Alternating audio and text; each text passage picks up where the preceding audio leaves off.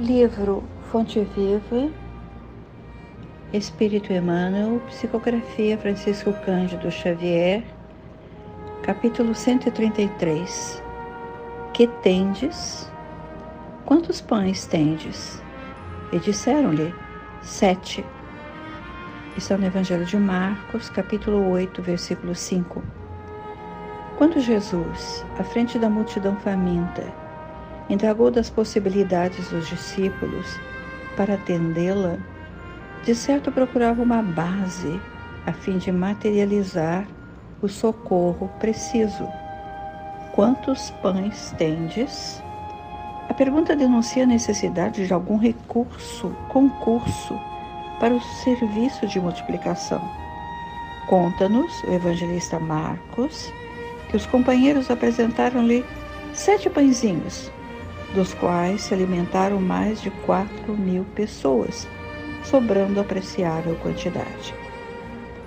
Teria o mestre conseguido tanto se não pudesse contar com recurso algum? A imagem compele-nos a meditar quanto ao impositivo de nossa cooperação para que o celeste benfeitor nos felicite com seus dons de vida abundante.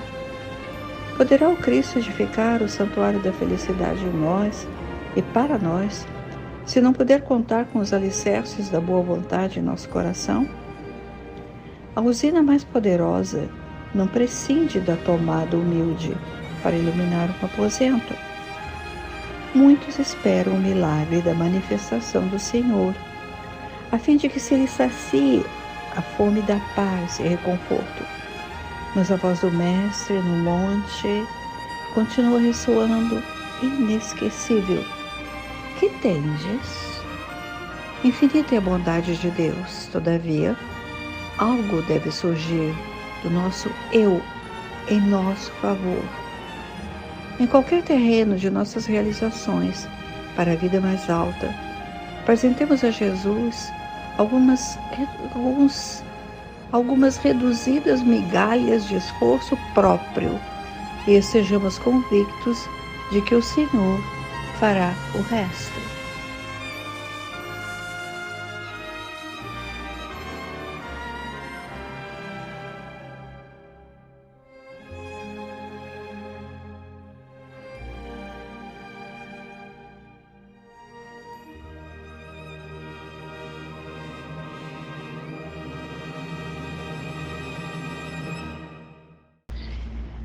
Estão lembrados que há 2 semanas lemos o capítulo 131 e tinha o título No Campo Social. Lembramos? Emmanuel colocou um versículo de Marcos, capítulo 6, em que se referia à multiplicação de pães.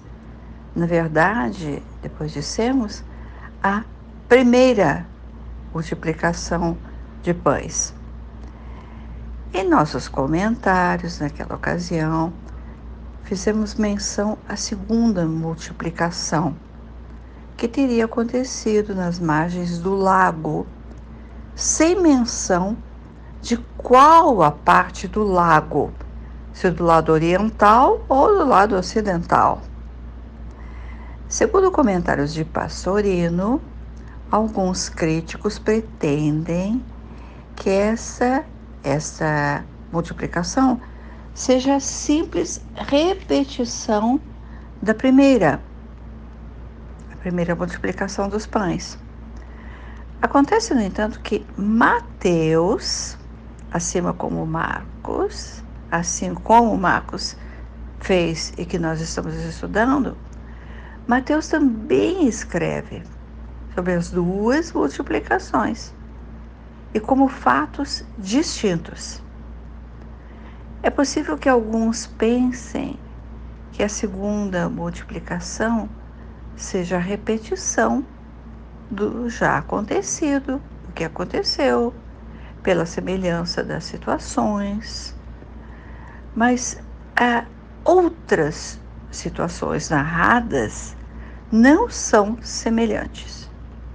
Podemos ver algumas? Na primeira multiplicação, os discípulos têm a iniciativa. Eles dizem: o lugar é deserto, o que vão comer? Onde vão encontrar pães para comprar? Na segunda multiplicação, é Jesus quem chama a atenção dos apóstolos de que a multidão o acompanhava havia 3 dias. Bem, nós vamos ler depois os versículos anteriores para ver melhor as diferenças das narrativas. Mas ainda, na primeira, havia 5 pães e 2 peixinhos. Nessa segunda, 7 pães e alguns peixinhos. A anterior realizou-se no território de Filipe, o tetrarca de Betsaida, Júlias. Lembram? Lembram de que falamos de que ele não perseguia Jesus? A multidão, na primeira multiplicação, tendo vindo de Cafarnaum e arredores. A última, ou a segunda multiplicação, ocorreu na Decápole, do outro lado da mar, do outro lado do lago, com aquele povo do local, os não-judeus. Mas esse detalhe que Pastorino escreve me esclareceu. Nos evangelhos, Marcos escreve margens do lago. Qual margem? Como já mencionamos. É importante saber? Sim. Em Decápole eram os gentios. O comportamento deles era diferente, porque não eram judeus. Mesmo assim, Jesus curou os coxos, os endemoniados, os cegos, que nós podemos ler na descrição de Mateus. E ainda, na primeira, o povo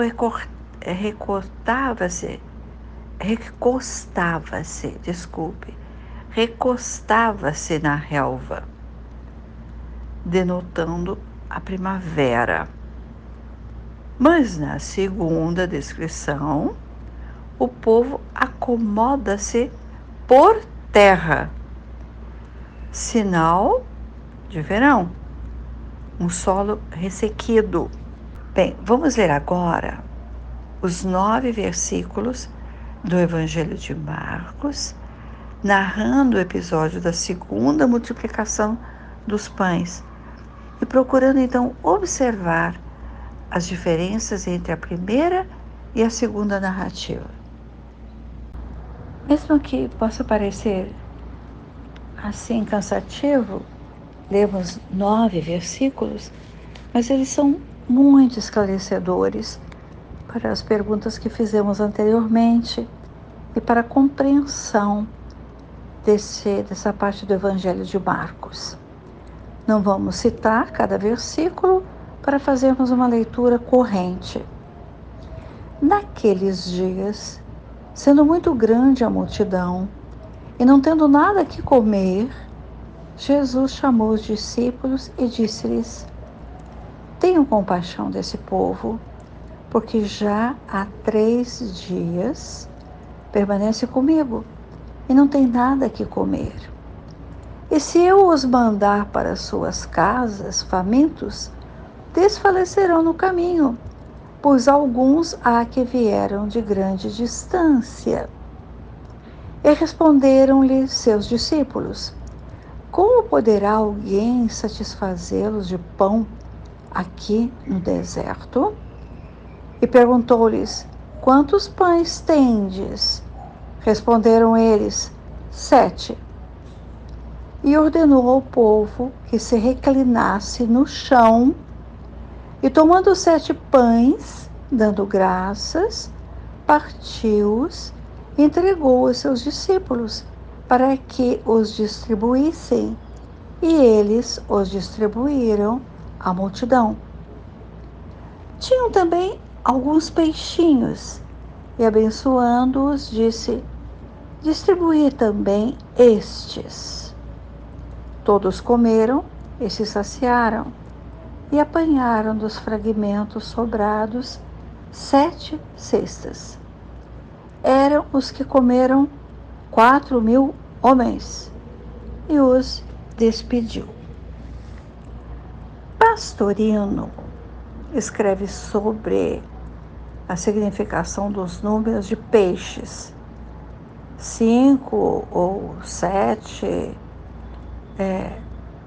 o número de pães ou o número de peixes. Ele encontra linhas simbólicas nesses números que são escritos assim nos evangelhos de Marcos e de Mateus. E que estes números, a significação, resumiriam lições de Jesus.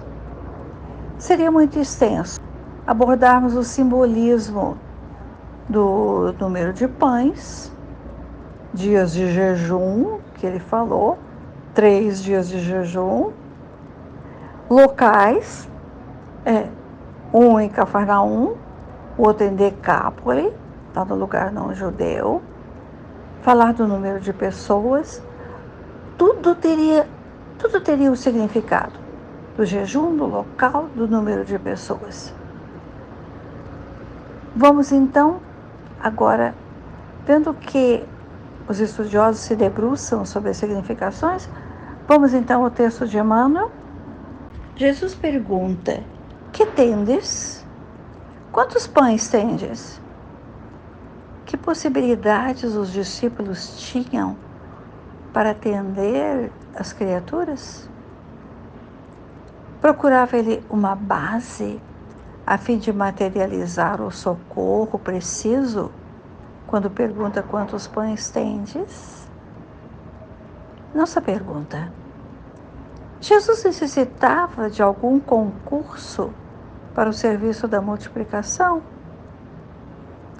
Estudamos, mesmo que rapidamente, há 2 semanas atrás, que Jesus conhecia em profundidade a desintegração e a reintegração dos átomos.